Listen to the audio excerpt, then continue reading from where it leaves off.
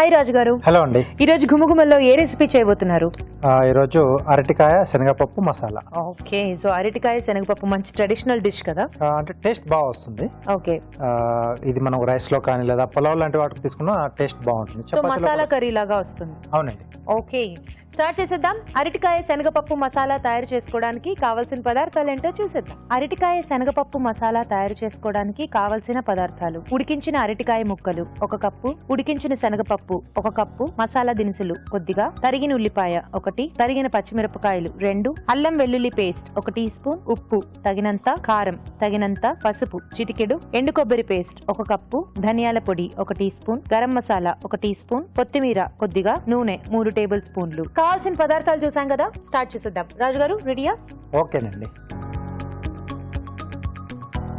Okay, ముందుగా కొద్దిగా oil వేసుకున్నాండి.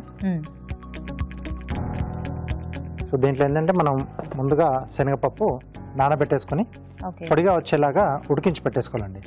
ఇది కొంచెం టైం తీసుకుంటుంది మనకు. ఈ ప్రాసెస్ ముందే మనం చేసి పెట్టేసుకోవాలి.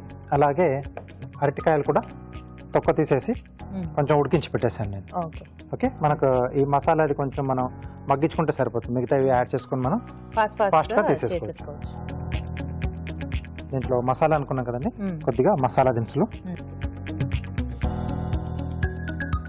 సో వాటితో పాటుగా ఉల్లిపాయ ముక్కలు,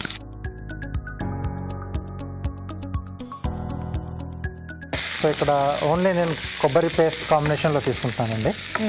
కొబ్బరి ఫ్లేవర్ మనకు దీంట్లో ఎక్కువగా తెలుస్తూ ఉంటుంది. సో కావలిస్తే ఆ కొబ్బరితో పాటుగా గసగసాలు కానీ లేదా పల్లీలు కానీ నువ్వులు, సో ఇవేమైనా మనం యాడ్ చేసుకోవచ్చు. ఇవి కొంచెం వేగుతున్నప్పుడే పచ్చిమిరపకాయలు, కొద్దిగా అల్లం వెల్లుల్లి పేస్ట్. సో మసాలా అన్నాక కంపల్సరీ కొంచెం అల్లం వెల్లుల్లి పేస్ట్ ఉంటేనే బాగుంటుంది. సో ఈ మసాలా టైప్ కర్రీస్ మనం చేసుకునేటప్పుడు అల్లం వెల్లుల్లి పేస్ట్ ఏంటంటే ఫ్రెష్గా చేసుకోవాలి. అవును. ఓకే, సో ఇది కొంచెం వేగిన తర్వాత ఎండు కొబ్బరి పేస్ట్ అండి. ఓకే, సో కొంచెం లైట్గా వేయించేసి పేస్ట్ చేసుకున్నాం. ఎండు కొబ్బరి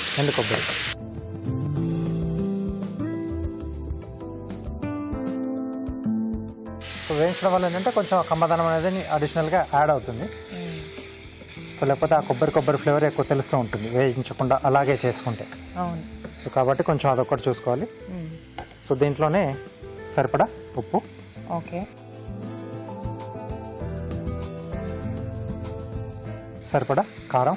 సో ఆల్రెడీ మనం పచ్చిమిరపకాయలు కూడా వేసుకున్నాం కాబట్టి చూసి వేసుకోవాలి. కొద్దిగా పసుపు.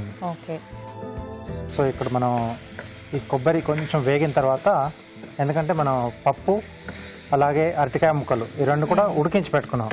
సో అవి ఎక్కువగా ఇక్కడ దీంట్లో మగ్గాల్సిన అవసరం లేదు. కొంచెం మనకి పేస్ట్ మగ్గితే సరిపోతుంది. మిగతా మనం అవి యాడ్ చేసుకోవచ్చు అండి. ఓకే, సో ఎండు కొబ్బరి పేస్ట్ కొంచెం వేగుతూ ఉంటుంది. ఆలోపు చిట్కా చూసేద్దాం.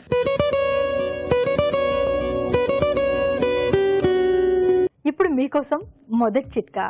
పిల్లలకు క్రమం తప్పకుండా తేనె ఇస్తూ ఉన్నట్లయితే వారిలో వ్యాధి నిరోధక శక్తి అనేది పెరుగుతుంది. తద్వారా రకరకాల వ్యాధులు రాకుండా ఉంటాయి, ఇన్ఫెక్షన్స్ దరి చేరకుండా ఉంటాయి. చిట్కా చూసారు కదా, వేగిందా రాజు గారు? ఓకే అండి, దగ్గరకు వచ్చేసింది కదండి. ఇప్పుడు దీంట్లో మనం ముందుగా ఉడికించి పెట్టుకున్న శనగపప్పు, అలాగే ఉడికించుకున్న అరటికాయ ముక్కలు, కొద్దిగా ధనియాల పొడి, కొద్దిగా గరం మసాలా అండి. సో ముందుగా మనం కొంచెం దినుసులు కూడా యాడ్ చేసుకున్నాం కదా, సో కాబట్టి కొంచెం ఎండింగ్లో కొద్దిగా వేసుకుంటే సరిపోతుంది గరం మసాలా. కొద్దిగా వాటర్ ఇస్తారా?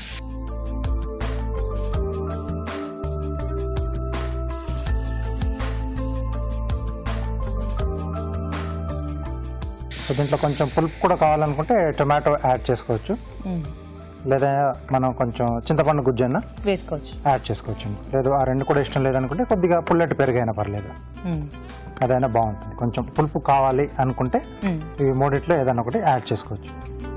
సో పులుపు అనేది ఇక్కడ ఐ థింక్ అవసరం లేదేమో కదా రాజు గారు? అంటే ఇన్ కేస్ ఎవరికైనా కావాలి అనుకుంటే వాటిని దేంట్లోనే యాడ్ చేసుకోవచ్చు అండి, లేకపోతే ఇలాగే డైరెక్ట్ తీసుకోవచ్చు, బాగుంటుంది. సో మెయిన్గా ఏంటంటే ఇలా కొంచెం మసాలా టైప్ ఇవి చేసుకున్నప్పుడు పప్పుల్లో మెయిన్గా ఏంటంటే శనగపప్పు ఇలాంటి మసాలా కర్రీస్ బాగా సెట్ అవుతుందండి. కొద్దిగా కొత్తిమీర, ఎక్కువ కబాబ్స్ లేదా ఇలాంటివి చేసుకునేటప్పుడు శనగపప్పు ఎక్కువ యూజ్ చేస్తారు. దాని తర్వాత సెకండ్ ఆప్షన్ ఎర్ర కందిపప్పు. సో పలావ్, బిర్యానీస్ లాంటి వాటికి కూడా ఇది బాగుంటుంది కదా, చాలా బాగుంది. ఎందుకంటే మనం మసాలా ఫ్లేవర్ తో చేసుకున్నాం కాబట్టి అరటికాయ అయినా కూడా మనకి ఈ గ్రేవీ అనేది మెయిన్ సపోర్ట్ చేస్తుంది అలాంటి పలావ్ లాంటి వాటికి. ఓకే, సో కావాల్సిన థిక్నెస్ వచ్చేసింది, సర్వ్ చేసుకోవచ్చు.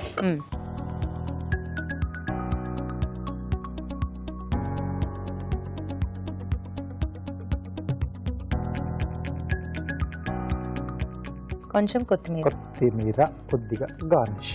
ఓకే, అరటికాయ శనగపప్పు మసాలా రెడీ అండి. గుమగుమలాడిపోతూ మసాలా కర్రీ రెడీ అయిపోయింది. టేస్ట్ చూడిపోయే ముందు దీని తయారీ విధానం మరోసారి చూసేద్దాం. అరటికాయ శనగపప్పు మసాలా తయారు చేసుకునే విధానం: ఒక పాన్ లో నూనె వేసి మసాలా దినుసులు, ఉల్లిపాయ ముక్కలు, తరిగిన పచ్చిమిరపకాయలు, అల్లం వెల్లుల్లి పేస్ట్ వేసి వేయించాలి. దీనిలో ఎండు కొబ్బరి పేస్ట్, ఉప్పు, కారం, పసుపు వేసి వేగనివ్వాలి. ఆ తర్వాత ఉడికించిన శనగపప్పు, ఉడికించిన అరటికాయ ముక్కలు, ధనియాల పొడి, గరం మసాలా వేసి ఉడకనివ్వాలి. ఆపై కొత్తిమీరతో గార్నిష్ చేసి సర్వ్ చేసుకుంటే అరటికాయ శనగపప్పు మసాలా రెడీ.